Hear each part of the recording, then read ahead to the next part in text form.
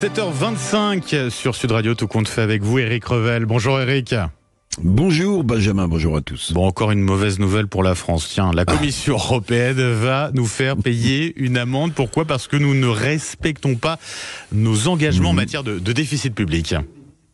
Ouais, j'ai un peu rigolé Benjamin, mais c'est vrai que c'est pas très drôle. Ça fait une mauvaise nouvelle de plus. La Commission européenne, vous savez, celle de Bruxelles, devrait ouvrir aujourd'hui même, la voie à des sanctions financières, comme vous l'avez dit, pour déficit public excessif. Alors on va se consoler d'entrée, on va se dire qu'on n'est pas le seul pays concerné.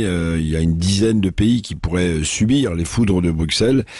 Mais nous, on laisse quand même filer beaucoup notre déficit budgétaire. Bercy, Bruno Le Maire, 154 milliards en 2023, 170, 180, on verra cette année. En tout cas, plus de 5% du PIB. Je vous rappelle que le critère de Bruxelles, c'est 3% qui sont tolérés, d'où l'amende qui nous pend au nez. Bon, vous l'avez dit, Éric, maigre consolation. Nous ne sommes pas le seul pays en situation financière délicate, même si la France, il faut le dire, est l'un des plus mauvais élèves de la classe de la zone euro.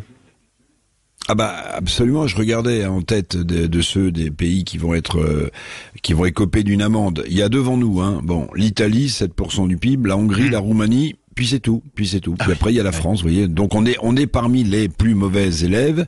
Alors cette dizaine de pays européens va sans doute écoper de cette fameuse amende, une amende quand même très élevée, 2,5 milliards d'euros pour nos finances publiques catastrophiques. Bon, bah évidemment, on n'en avait pas besoin de ça. Je rappelle que les critères de Bruxelles dont je viens de vous parler avaient été mis entre parenthèses pendant la crise Covid.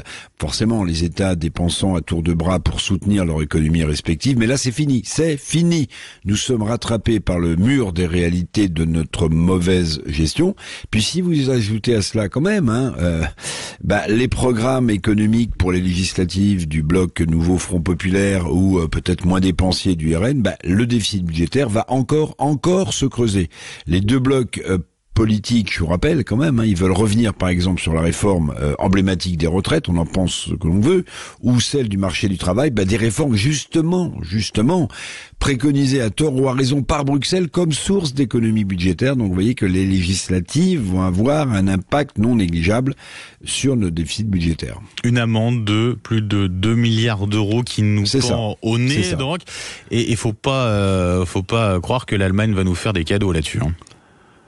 Ah ben non, déjà, on sait que ça colle pas tellement entre Olaf Scholz, le chancelier allemand, et Emmanuel Macron, notre président, le président de la République française. Non, la Commission de Bruxelles et l'Allemagne, nous ne ferons pas de cadeaux, évidemment.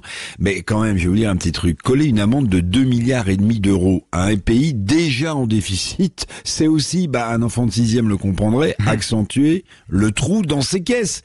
Alors, c'est pas le moindre des paradoxes de cette procédure bruxelloise de déficit excessif.